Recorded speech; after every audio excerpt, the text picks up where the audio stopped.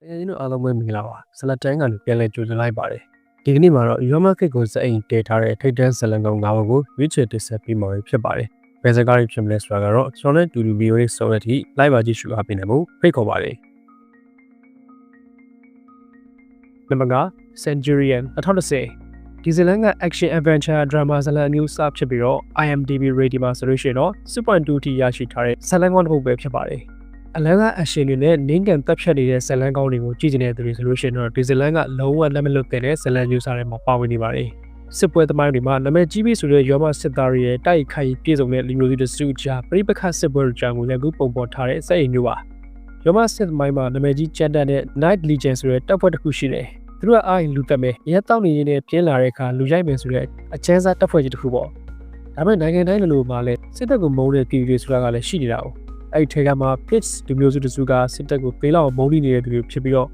့တိုက်ခိုက်ကလည်းကောင်းမွန်တာကြောင့်ရောမအကြီးကဲတွေတော့အချက်ရိုက်ကြောင်းနဲ့လာခဲ့ကြပါတယ်။အဲ့ဒီချိန်မှာ Champions ရဲ့ Night Legion တပ်ဖွဲ့ကြီးကိုဖိတ်ခေါ်ပြီးတော့အဆိုပါလူမျိုးစုတွေကိုတွားရောက်နေခိုင်းတဲ့ခါမှာတော့ရောမစစ်တပ်နဲ့ pitch လူမျိုးစုတွေတွေ့ကြပါတော့တယ်။ဒီဇလန်ရဲ့90ရာခိုင်နှုန်းလောက်ကတက်နေဖြတ်နေရပါ။တိုက်ပွဲတွေမှာခေါင်းမြင်ခေါင်းကိုခုတ်မယ်။လက်မြင်လက်ကိုခုတ်မယ်ဆိုတာမျိုးတွေနဲ့ပြည့်ညက်နေတာကြောင့်တကယ်ရှိခိစစ်ပွဲတစ်ခုကိုပုံဖော်ရကူထားတာကြောင့်လုံးဝကိုလက်မလွတ်တဲ့ဇလန်ကောင်တပုတ်ဖြစ်နံပါတ်9နဲ့ကနေရေးထုတ်တင်ဆက်ပေးထားပါတယ်။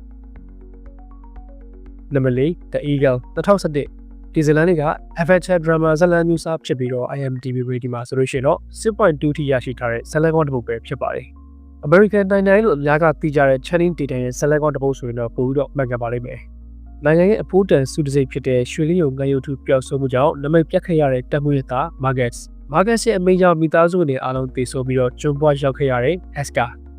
ဖခင်ရဲ့ဂုဏ်သိက္ခာကိုပြန်လည်အဖတ်ဆင်ဖို့တိုက်ပွဲဝင်ရတဲ့တန်ရန်ရတယ်တက်ကနေထွက်လိုက်ရတဲ့ Marcus တယောက်လူသက်ပွဲတစ်ပွဲမှာ Aska ရဲ့အသက်ကိုကယ်တင်ပေးလိုက်တဲ့အခါသူတို့နှစ်ယောက်တူတူလူရိုင်းတွေရဲ့နေပြည်မှာလျုပ်ငရုတ်ထုကိုတွားရှာကြတဲ့ချိန်မှာတော့နိုင်ကျင့်သူနဲ့နိုင်ကျင့်ခံရသူကနေတခင်နဲ့ကြိုဖြစ်ကိုရောက်ခဲ့ကြတဲ့သူတို့နှစ်ယောက်တဖန်ရန်သူတွေဖြစ်သွားကြမလားဆိုတာကိုယခုဇလန်လေးတွေမှာစိတ်ဝင်စားနေကိုကြည့်ရှုခန်းစားမှာဖြစ်ပါတယ်။ဒါကြောင့်ပဲတကယ်ချင်းတို့ဖြစ်မနေမိဆန်ကြည့်တဲ့ဇလန်ကောင်တစ်ပုဒ်ဖြစ်နံပါတ်4နဲ့ကနေရွေးထုတ်တင်ဆက်ပေးထားပါတယ်။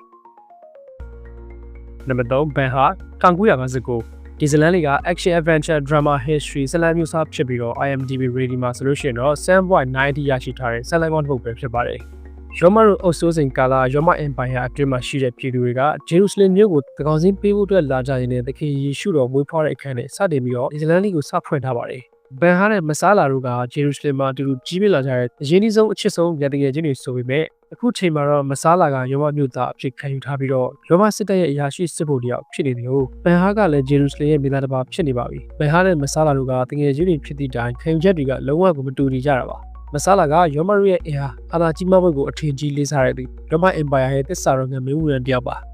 ါဘန်ဟာကတော့ဖျားသခင်ကိုလုံးဝကိုအသက်ဝင်ယုံကြည်တဲ့သူကိုယ့်ရဲ့ဂျူးလူမျိုးဂျေရုဆလင်မြို့သားတွေကိုကြည့်ရှုဆောင်ရှောက်တဲ့သူလည်းဖြစ်ပါတယ်ဒါကြောင့်ပဲသူတို့ရဲ့ခံယူချက်တွေကလုံးဝကြီးကိုတည်ကြည်လေးစားဖို့ကောင်းပေမဲ့စัจ jin ဘက်တွေဖြစ်နေတဲ့အခါမှာတော့မာရီဆက်ဖြစ်လာမယ့်ဆိုတာတွေကိုဒီဇလန်ထဲမှာလုံးဝကိုစိတ်ဝင်စားနေကိုကြည့်ရှုခံစားမှာဖြစ်ပါတယ်မကြည့်ဘူးသေးတဲ့တကယ်ချင်းတွေတက်ဆိုရင်တော့ဒီဇလန်လေးကတကယ်ချင်းတို့လုံးဝမြည်ဆန်းကြည့်တဲ့ရမခစ်သမိုင်းကိုနောက်ခံထားတဲ့ဇလန်ကောင်တစ်ပုဒ်ဖြစ်တဲ့အတွက်ကြောင့်တကယ်ချင်းတို့ဖြစ်မနေမြည်ဆန်းကြည့်တဲ့ဇလန်ကောင်တစ်ပုဒ်ဖြစ်နံပါတ်3ညကနေရွေးထုတ်တင်ဆက်ပေးထားပါတယ်နံပါတ်4 Kingdom of Heaven 2005ဒီဇလန်လေးက action adventure drama ဇလန်မျိုးစားဖြစ်ပြီးတော့ IMDb rating မှာဆိုလို့ရှိရင်တော့ 7.3 ထိတောင်ရရှိထားတဲ့ဇလန်ကောင်တစ်ပုဒ်ပဲဖြစ်ပါတယ်နှစ်ပေါင်း100ကျော်ကြာမြင့်ခဲ့တဲ့ဘာသာရေးနှစ်ခုရဲ့ Crusade စစ်ပွဲကြီးအတွင်းကကာလတစ်ခုကိုအခြေခံထားတဲ့နာမည်ကျော်ရုပ်ရှင်တစ်ခုလည်းဖြစ်ပါတယ်။ဇလန်ချင်းကိုတွားရမယ်ဆိုရင်တော့ဒုတိယ Crusade စစ်ပွဲကာလအပီတတိယ Crusade စစ်ပွဲကိုစတင်စေခဲ့တဲ့သမိုင်းနောက်ခံကိုအခြေခံပြီးတော့လက်ကူးပုံဖော်ထားတာပါ။ Crusade သူရဲကောင်းနေစားကြီး Godfrey ရဲ့တာဖြစ်သူပယ်လီယန်ကဆာရာဆန်ဘီဆာလာဒင်လက်ထဲကိုဂျေရုဆလင်မြို့ကြီးပဲကျဆုံးရဲ့အစွမ်းကုန်ကာကွယ်ခဲ့ပြီးတော့မြို့ကျပြီးနောက်မှာတော့မြို့တွင်းကလူတွေကိုအသက်ရှင်လျက်နဲ့ထွက်လာနိုင်အောင်လုပ်နိုင်တဲ့သူလည်းဖြစ်ပါတယ်။အသက်ရှင်နေတဲ့ထွက်လာအောင်လုပ်တယ်ဆိုတာကတကယ်တော့လုံးဝကိုမလွယ်ကူတာပါပထမ Crusade စစ်ပွဲမှာဂျေရုဆလင်ကိုခရစ်ယာန်တပ်တွေသိမ်းပိုက်နေချိန်မှာယူရဲမှာရှိနေတဲ့မွတ်စလင်နဲ့ဂျူရီအားလုံးတပ်ခံခဲ့ရပါတယ်လက်ခေတ်စစ်ပွဲတွေမှာထုံးစံလိုဖြစ်နေကြတဲ့ကြောင့်ဒါကသူတို့တော့အောင်မြင်တစ်ခုလိုပဲဆိုနိုင်ပါတယ်ဘီလီယန်ရဲ့တမိုင်းနောက်ခံတဲ့ဇလန်ဇက်ကတွေကတော့တမိုင်းအစ်စ်မှန်တွေကလည်းမဟုတ်ဘဲနဲ့စေကွေသက်ဖန်တီထားတဲ့ဇလန်ကောင်တို့ပဲဖြစ်ပါတယ်ဒီဇလန်ရဲ့အဆုံးမှာတော့တတိယ Crusade ကိုစတင်ဖို့အင်္ဂလန်ပြင်သစ်ဂျာမန်ပြည်တို့စစ်ချီလာတဲ့တမိုင်းနဲ့အဆုံးသတ်ပေးခဲ့ပါတယ်တတိယ Crusade မှာအရေးပါတဲ့မျိုးတွေကိုခရစ်ယာန်တွေပြင်ရခဲ့ပြီးစစ်နိုင်တယ်လို့ပြောလို့ရပေမဲ့ဂျေရုဆလင်ကသူတို့လုံးဝကိုမရရှိခဲ့ရပါဒီဇလန်လေးကတမိုင်းနောက်ခံကောင်းကောင်းနဲ့ ရှောမခစ်ဇလန်ကောင်းတွေကိုကျန်တဲ့သူတွေဆိုလို့ရှိရင်လုံးဝကိုလက်မလွတ်တဲ့ဇလန်ကောင်းတစ်ပုဒ်ပဲဖြစ်ပါတယ်။ဒါကြောင့်ပဲတကယ်ချင်းတို့မဖြစ်မနေမိစမ်းကြည့်တဲ့ဇလန်ကောင်းတစ်ပုဒ်ဖြစ်နံပါတ်2နေရာကနေရွေးထုတ်တင်ဆက်ပေးထားပါတယ်။နံပါတ်1 Gladiator 2000ခုနှစ်ကထွက်ရှိခဲ့တဲ့ဒီ Gladiator ဇလန်တွေက action adventure drama ဇလန်မျိုးစားပဲဖြစ်ပါတယ်။ IMDb rating မှာဆိုလို့ရှိရင်ဒီဇလန်လေးက rating အမြင့်ဆုံးလေးပါဖြစ်တဲ့ 8.5 ကျော်ရရှိထားတဲ့ဇလန်ကောင်းတစ်ပုဒ်ပါ။ရဲစွမ်းတတိပြည့်တဲ့စစ်လူကြီး Maxi Max ဆိုတဲ့သူက Empire ပြည့်ရှင်အာကိုချစ်မြတ်နေရတဲ့လက်ယုံတူပဲဖြစ်ပါတယ်။တိုက်ပွဲတိုင်းကိုအနိုင်ယူပေးခဲ့တဲ့အတွက်လောက်ငယ်သားအားလုံးကပါလေးစားရတဲ့သူပေါ့။ပြည့်ရှင်မျိုးကြီးစီစာက Empire ကြီးကိုထူထောင်ခဲ့ပေမဲ့ရောမကိုအာနာရှင်စနစ်နဲ့အုပ်ချုပ်ခြင်းခဲ့တဲ့သူပါ။သမ္မတနိုင်ငံတော်ဆိုတဲ့စနစ်ကိုပြန်ပြောင်းခြင်းတဲ့သူလည်းဖြစ်ပါတယ်။သူကတော့ကသူနဲ့ဆက်ကြည့်ဘက်ဖြစ်တဲ့ဆိုတော့ကိုသိထားတဲ့အတွက်Maximum ကိုပဲနမ်းမွေအားလုံးကိုလွှဲခဲ့မှုအတွက်ဆွေးနွေးချက်ချလိုက်ပြီးတဲ့နောက်မှာတော့ဘာတွေဆက်ဖြစ်လာမလဲဆိုတာတွေကိုစိတ်ဝင်စားနေကို